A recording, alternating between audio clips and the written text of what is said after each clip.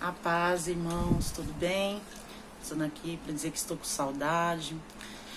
Estamos vivendo um tempo aí que não estava programado em nossos corações, né? Não estava programado nas nossas vidas, mas precisamos entender que tudo está no controle de Deus, né?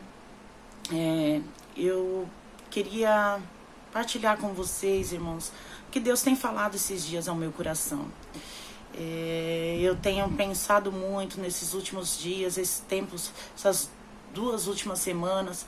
Deus tem falado algo muito forte no meu coração, e que se nós não mudarmos a forma de viver, nós não vamos conseguir passar desta etapa, né?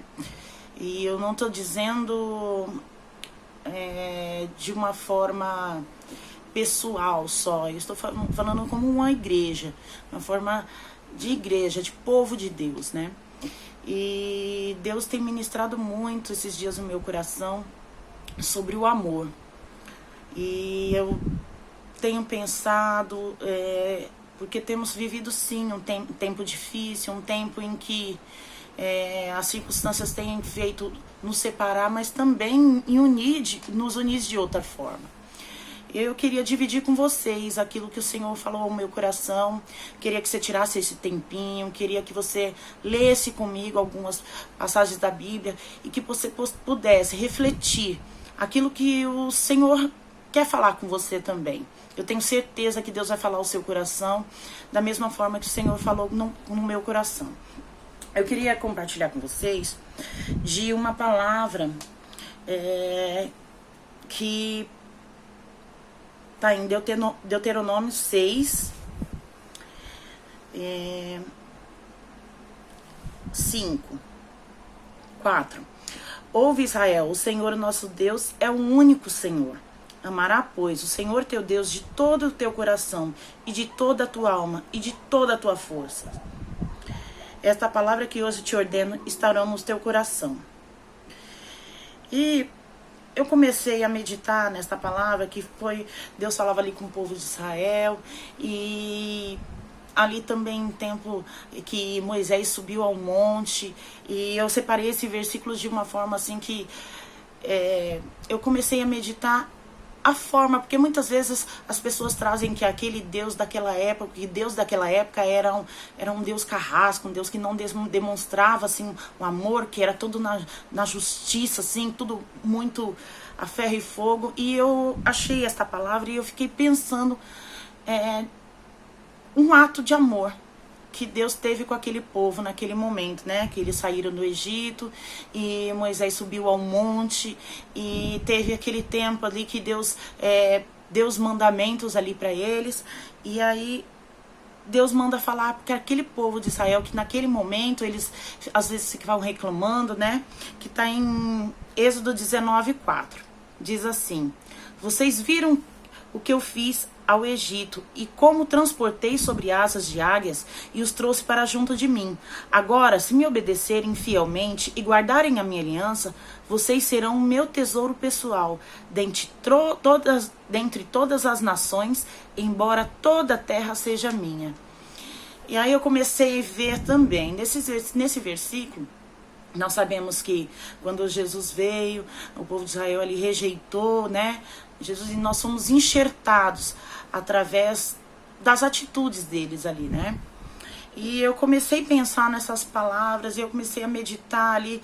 Eu falei, Deus, será que estamos andando da forma certa? Será que estamos fazendo do jeito certo aquilo que o Senhor quer, da forma que o Senhor quer? E eu comecei a passear na Bíblia, e nós ali com o louvor estávamos fazendo um devocional em Mateus, e Deus falou muito comigo. E eu separei esse versículo que diz assim, em Mateus 22. Um deles, perito na lei, o pôs à prova com esta pergunta: Mestre, qual o maior mandamento da lei? Respondeu Jesus: ame ao Senhor de todo o seu coração, de toda a sua alma e de todo o seu entendimento. Este é o primeiro e o maior mandamento. E o segundo é: ame ao seu próximo como a ti mesmo. Desses 2 mandamentos depende toda a lei dos profetas. Então, se formos levar ali sobre a lei, eu fiquei pensando, quer dizer, que se Jesus falou que esses dois se resumem a todos, se tivermos o amor em nossos corações, não faremos até as coisas que foram mencionadas ali, né? De adorar outro Deus, de prejudicar o próximo. Nós vamos ter atitudes que convém a um cristão, convém a uma pessoa que tem essa intimidade com Deus. E eu comecei a meditar, pensando como poderíamos ser melhores, né? Como podemos fazer a vontade de Deus. E eu queria que você abrisse também em um versículo em Gálatas 5:13. E aí, aqui que foi o maior embate que eu tive no meu coração, assim que eu falei, que veio essa pergunta: será que estamos fazendo da forma certa? Será que estamos andando da maneira que o Senhor quer? Em Gálatas 5:13 diz assim: irmãos, vocês foram chamados para a liberdade. Não usem a liberdade para dar ocasião à vontade da carne. Pelo contrário, sirvam uns aos outros mediante o amor. Toda lei se resume num só mandamento: ame ao seu próximo como a si mesmo. Mas se vocês se mordem e se devoram uns aos outros, cuidado para se não destruírem mutuamente. E esse versículo me trouxe uma tristeza muito grande, sabe? Eu comecei a pensar, falei: Deus, será que a tua igreja, ela está enxergando essa palavra de uma forma tão clara? Será que estamos vivendo da forma que o Senhor deseja? Será que estamos amando ao nosso próximo? Será que nós não nos importamos com aquilo que sai da nossa boca, que pode ferir, que pode destruir, que pode machucar? A Bíblia aqui, em Gálatas, está dizendo que não podemos usar a liberdade que o Senhor nos deu ali na cruz do Calvário para machucar o outro, mas que possamos transmitir amor e viver em amor. E eu comecei a pensar: será que nós não estamos vivendo um amor falado, apenas falado, e não demonstrados em atitudes? Porque às vezes, irmãos, é muito fácil falar que amamos. É muito fácil dizer: olha, eu amo você. E eu vou compartilhar aqui com vocês algo que eu sempre até comento com as minhas amigas. A gente até ri sobre isso. Não me fala que você me ama em Cristo Jesus. Eu quero que você me ame porque eu sou a Daniela e que eu quero fazer parte da sua vida da mesma forma que eu quero que você faça parte da minha. Não porque Cristo morreu na cruz e hoje nos deu a oportunidade de sermos irmãos, e que você me ame por uma forma, como que fala? Porque é um mandamento e você é obrigado a me amar. Eu quero que você me ame como Cristo deixou aqui, que nós devemos sentir e demonstrar e amar de uma forma vivida e não falada. E eu queria trazer mais uma palavrinha aqui, que está em 1 João 4:7, que diz assim, também fala de amor: amados, amemos uns aos outros, pois o amor procede de Deus, e aquele que ama é nascido de Deus e conhece a Deus. Quem não ama não conhece a Deus, porque Deus é amor. E foi assim que Deus manifestou o seu amor entre nós e enviou o seu Filho unigênito ao mundo, para que pudéssemos viver por meio deles. Nisto consiste o amor. Não em que nós tenhamos amado a Deus, mas Ele que nos amou e enviou o seu Filho como propiciação pelos nossos pecados. Amados, visto que Deus assim nos amou, nós também devemos amar uns aos outros. Ninguém jamais viu a Deus, se não nos amamos uns aos outros. Deus permanece em nós. E se seu amor está aperfeiçoado em nós, sabemos que permanecemos nele, e ele em nós, porque ele nos deu o seu Espírito. E vimos e testemunhamos que o Pai enviou o seu Filho para ser o Salvador do mundo. E se alguém confessa publicamente que Jesus é Filho de Deus, Deus permanece nele, e ele em Deus. Assim, conheçamos o amor de Deus. Assim conhecemos o amor de Deus tem por nós, e confiamos nesse amor. Deus é amor, e todo aquele que permanece no amor, Deus permanece nele. E desta forma o amor está aperfeiçoado entre nós, para que no dia do juízo tenhamos a confiança, porque neste mundo somos como ele. No amor não há medo, pelo contrário, o perfeito amor o expulsa o medo, porque o medo supõe um castigo. Aquele que tem medo não está aperfeiçoado no amor. Nós amamos porque ele nos amou primeiro. E se alguém afirmar que ama a Deus, mas odeia o seu irmão, é mentiroso. Pois quem não ama seu irmão, a quem vê, não pode amar a Deus a quem não vê. E ele nos deu este mandamento: quem ama a Deus, ame também ao seu irmão. E aí, essa é uma forma muito clara, esta palavra que está em 1 João 4,7. Como pode alguém dizer que ama a Deus e não ama seu irmão? E que às vezes professa que fala até com palavras que ama, mas a sua atitude é diferente. E eu comecei a meditar que a única forma que a igreja ela pode se diferenciar aqui na Terra, neste momento em que estamos vivendo, e nos outros irmãos que vão vir ainda, é através do amor. E nós temos vivido um tempinho, eu acho que agora, neste tempo de pandemia, as igrejas até, eu falo de a igreja geral, tá? O povo de Deus, eles têm se unido em oração, em jejum, mas ainda temos visto alguns tendo atitudes que entristecem. Eu tenho certeza, se entristece o meu coração, irmãos, imagina o coração de Deus. E como podem pregar palavras e falar palavras que está na Bíblia de salvação, que querem, a Bíblia até fala que como pode querer salvar um mundo, né? Ganhar muitos, mas perder sua própria alma, porque fala que no dia do juízo nós vamos dar conta. Então, como pode alguém falar que ama a Deus e não ama os seus irmãos? Eu queria também dividir com vocês algo que é para ficar em nossos corações, que antes de abrirmos a boca para falar algo, que possamos pensar um pouquinho, né? Que está aqui em Tiago 3,9, que diz assim: com a língua bendizemos ao Senhor e Pai, e com ela amaldiçoamos os homens, feitos à semelhança de Deus. Da mesma boca procedem bênção e maldição. Meus irmãos, não pode ser assim. Acaso pode sair água doce e água amarga da mesma fonte? Meus irmãos, pode uma figueira produzir azeitonas ou uma videira figos?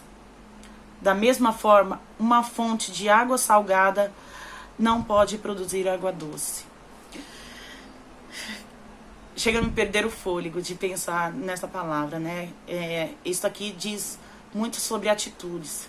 Como podem falar, como a sua língua que fala de Deus, que fala sobre salvação, que fala sobre a morte de Cristo, fala sobre o amor demonstrado ali na cruz do Calvário, às vezes amaldiçoa o seu irmão.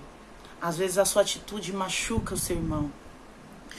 Eu queria também ler aqui em Mateus 20:12, que diz assim. Esse é um versículo, irmãos, que estamos vivendo hoje. Mas nós sabemos que a igreja ela pode se manifestar em amor.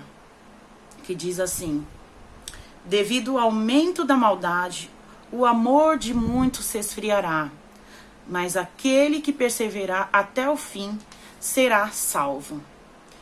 Então, é impossível, irmãos, continuarmos sem vivermos em amor. Nós somos um corpo. Deus, ele não fala em sua palavra que nós somos um corpo de placas.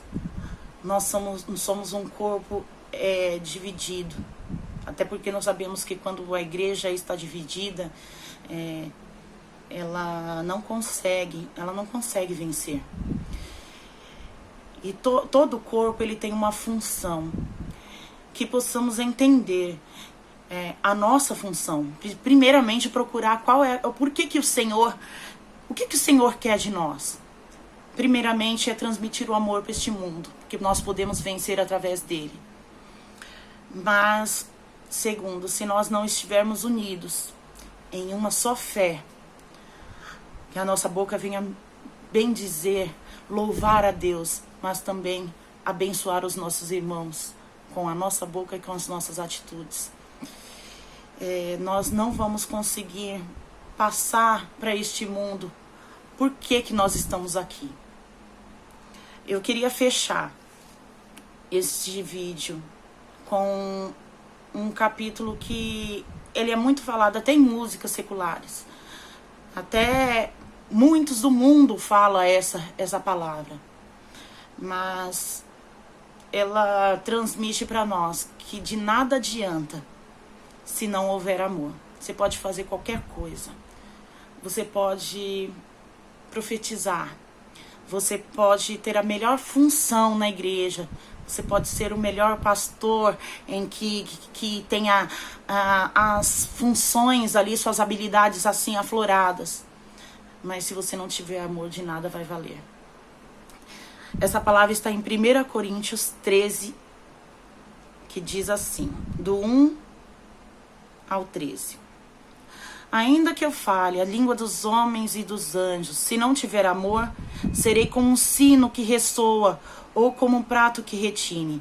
Ainda que eu tenha o dom de profecia e saiba todos os mistérios e todo o conhecimento, e tenha a fé capaz de mover as montanhas, mas não tiver amor, de nada serei. Ainda que eu dê aos pobres tudo que possuo e entregue o meu corpo para ser queimado, mas não tiver amor, nada disso valerá. O amor é paciente. Vou dar uma pausinha aqui. Quer dizer que diante das nossas atitudes você pode fazer qualquer coisa. Se não tiver amor, de nada vai valer para Deus. Continuando no 4. O amor é paciente, o amor é bondoso, não inveja, não se vangloria, não se orgulha, não maltrata, não procura seus interesses, não se ira facilmente, não guarda rancor. O amor não se alegra com a injustiça, mas se alegra com a verdade. Tudo sofre, tudo crê, tudo espera, tudo suporta. O amor nunca perece, mas as profecias desaparecerão, as línguas cessarão, o conhecimento passará, pois em parte conhecemos e parte profetizamos. Quando, porém, vier o que é perfeito e o que é imperfeito, desaparecerá. Quando eu era menino, falava como menino, pensava como menino e raciocinava como menino. Quando me tornei homem, deixei para trás todas as coisas de menino. Agora, pois, vemos apenas um reflexo obscuro, como um espelho, mas então veremos face a face. Agora conhecemos em partes, então conhecerei plenamente da mesma forma, como sou plenamente conhecido. Assim, permanecem agora estes três, a fé, a esperança e o amor. E o maior deles, porém, é o amor. Amém? Eu deixo com vocês essa palavra, que vocês possam meditar, que nós possamos viver em atitudes, não somente em palavra, que possamos ser a luz para este mundo. Eu comecei a meditar muito sobre essas palavras. Deus falou muito ao meu coração. Que se não mudarmos, irmãos, as nossas atitudes não vamos conseguir mostrar ao mundo o porquê a igreja faz diferença nessa terra.